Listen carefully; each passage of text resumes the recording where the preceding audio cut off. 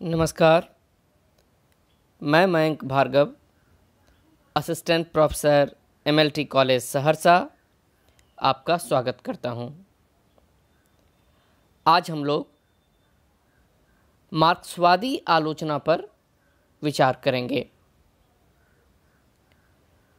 जो स्नातकोत्तर हिंदी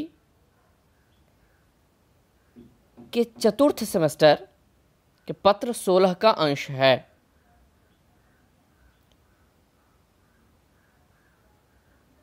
इस दुनिया को प्रभावित करने वाले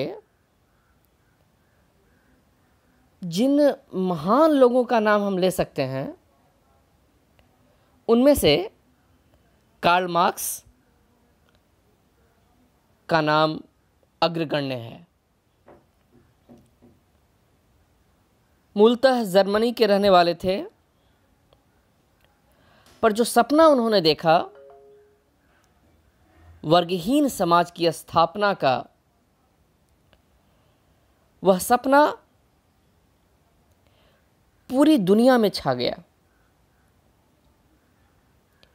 और जब मैं कह रहा हूं कि पूरी दुनिया में छाने का, तो इसका आशय है कि एक ज़माना था जब दुनिया का एक हिस्सा मार्क्स के सपनों के अनुसार चलना चाहता था, तो जो दूसरा ध्रुव था वह ठीक इसके समानांतर अपनी दुनिया बनाना चाहता था। परंतु मार्क्स की प्रतिक्रिया वहां भी थी। अनदेखा नहीं किया जा सकता मार्क्स को। उनका जो सपना था, उसने राजनीति, समाज और इन सब के साथ साथ कई ज्ञान के अनुशासनों को उसने प्रभावित किया। साहित्य पर भी उसका प्रभाव स्वाभाविक था और उससे प्रभावित होकर दुनिया के कई देशों में साहित्य लिखा गया। भारत में भी उसका प्रभाव पड़ा और 1936 के आसपास हिंदी में प्रगतिवाद की शुरुआत हुई, जो मार्क्स के सिद्धांतों से प्रभावित है। साहित्य के कई अनुशासन इससे प्रभावित हुए। स्वाभाविक है कि जब रचना पर प्रभाव पड़ा तो आलोचना पर भी प्रभाव निश्चित तौर पर पड़ना ही था। और उसके बाद हिंदी में भी मार्क्सवादी आलोचना कह लें, प्रगतिवादी आलोचना कह लें, इसका एक प्रमुख स्थान है हिंदी साहित्य में भी। तो हम लोग हिंदी आलोचना पर मार्क्सवादी विचारधारा का जो प्रभाव है उस पर बाद में चर्चा करेंगे। उससे पहले हम लोग मार्क्सवादी आलोचना के सिद्धांतों से थोड़ा परिचय कर लेते हैं। जैसा एक नाम ही बताता है, मार्क्सवादी आलोचना,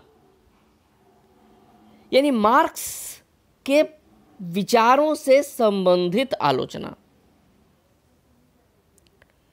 और हम सब जानते हैं कि मार्क्स ने जो किताब लिखी पूंजी, पूरी दुनिया में प्रसिद्ध है, पर उसके साथ साथ मार्क्स के पास एक साहित्य हृदय भी था।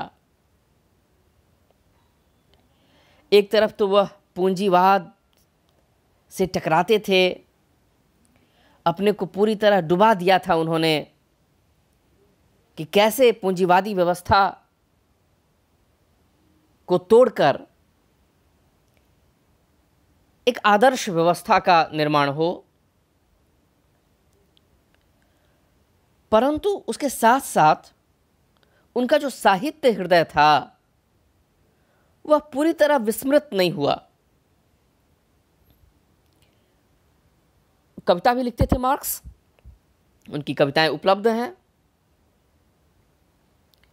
और जैसा हम कहते हैं कि साहित्य में सहित भाव होता है, तो जो पूरी दुनिया को साथ लेना चाहता था उससे बड़ा साहित्यकार कौन हो सकता है। बहुत संवेदनशील व्यक्ति। यद्यपि उनकी जो कविताएं थीं, उन कविताओं को यदि उनके ही सिद्धांतों से देखें तो शायद उनकी कविताएं रोमांटिक ठहरती हैं। और कविताओं के साथ साथ नाटकों में भी दिलचस्पी थी उनकी। सौंदर्य शास्त्र पर वह व्यवस्थित तरीके से लिखना चाहते थे।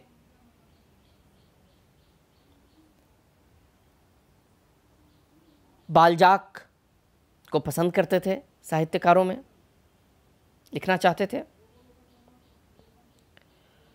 ठीक उसी तरह मार्क्स के मित्र एंगल्स, जिनसे मार्क्सवादी विचारधारा का और विकास होता है, तो साहित्य पर जो मार्क्सवादी विचारधारा है उसमें मार्क्स के साथ साथ एंगल्स का भी योगदान है।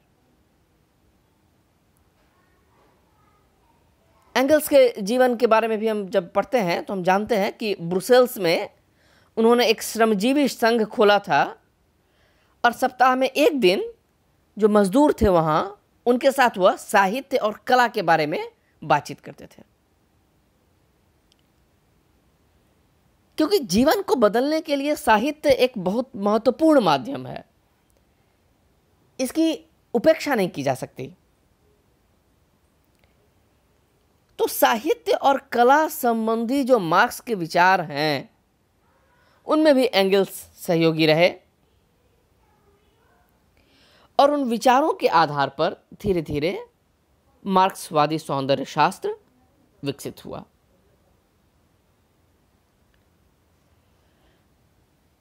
मार्क्स के विचारों में, उसके जीवन दर्शन में द्वंद्वात्मक भौतिकवाद का प्रमुख स्थान है।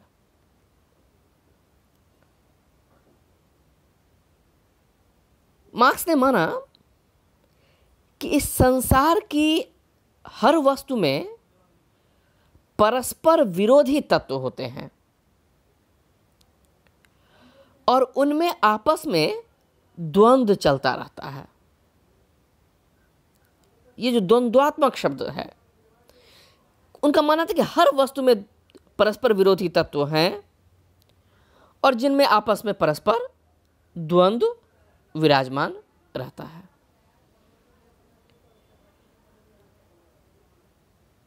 और एक ऐसी अवस्था आती है जब उन परस्पर विरोधी तत्वों में एक संतुलन स्थापित हो जाता है। इस प्रकार वस्तु में एक थीसिस होती है। जिन विरोधी तत्वों से उसका द्वंद्व होता है उसको एंटीथेसिस कहेंगे। और जब इन दोनों तत्वों में संतुलन हो जाता है तब वह एक साम्यावस्था को प्राप्त करता है, जिसे सिंथेसिस कहते हैं। पर ऐसा नहीं कि उन विरोधी तत्वों का हमेशा हमेशा के लिए शमन हो जाता है। विरोधी तत्वों का फिर से विकास होता है, फिर उनमें द्वंद्व होता है, फिर उसके बाद एक नवीन अवस्था आती है। यानी इस द्वंद्वात्मक प्रणाली से समाज का विकास धीरे धीरे होता रहता है। और मार्क्स ने इस दुनिया को बहुत महत्वपूर्ण माना। उनका मानना था कि इस दुनिया में जो भी चीजें हैं उनका कारण कहीं बाहर नहीं है, कोई अज्ञात सत्ता नहीं है, उसका कारण इस दुनिया में ही विद्यमान है। इसीलिए किसी बाहरी तत्व को प्रमुखता नहीं देते थे, इसलिए भौतिकवादी दर्शन माना जाता है उनका। इसलिए उस द्वंद्वात्मक और भौतिकवाद दोनों प्रमुख शब्द हैं। इसी आधार पर उनकी आलोचना, उनके विचारों से प्रभावित आलोचना को भौतिकवादी आलोचना भी कहते हैं। यानी जिसे हम मार्क्सवादी आलोचना कहते हैं, उसका ही दूसरा नाम भौतिकवादी आलोचना भी है। और इसे ही सामाजिक यथार्थवादी आलोचना भी कहा जाता है। जैसे हिंदी साहित्य के संदर्भ में हम अगर इसे समझें तो 1918 से 1936 छायावाद का काल है। छायावाद की विशेषता है कल्पना प्रवण अंतर्दृष्टि। वहां कल्पना की प्रमुखता है, अंतर्दृष्टि की प्रमुखता है।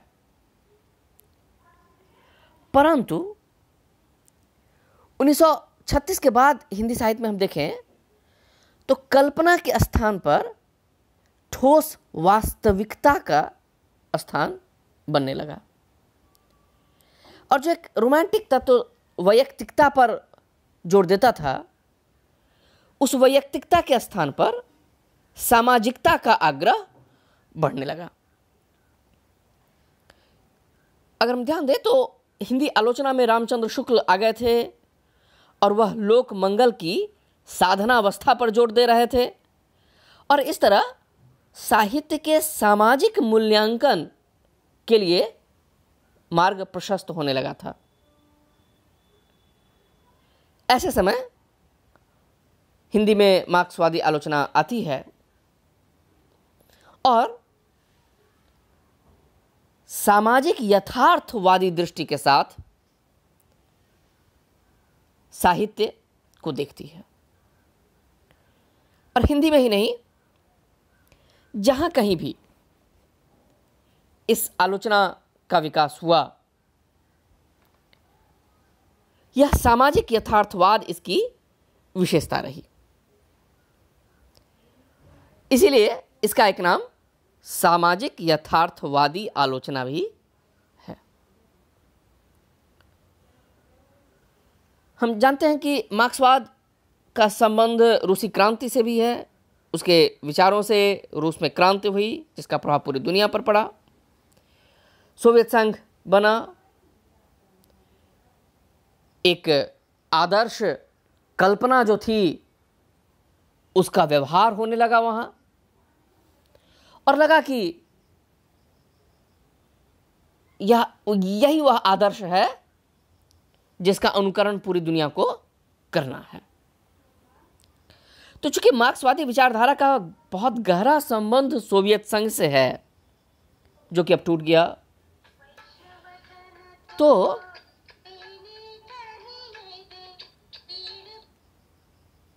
पूरी दुनिया में इस आलोचना को सोवियत समीक्षा पद्धति के नाम से भी जानते हैं। और फिर जब हिंदी में यह विचारधारा आई तो इसके लिए प्रगतिवाद या प्रगतिशील शब्द चल पड़ा, क्योंकि माना जाता था कि इसका संबंध प्रगति से है। तो इसीलिए इस विचारधारा को प्रगतिवादी आलोचना भी कहते हैं। तो हम लोग धीरे धीरे इस आलोचना को विस्तार से देखेंगे। अगले संवाद में हम लोग इस आलोचना पर विस्तार से चर्चा करेंगे। आशा है आपको यह संवाद अच्छा लगा होगा। साथ बने रहने के लिए बहुत बहुत धन्यवाद।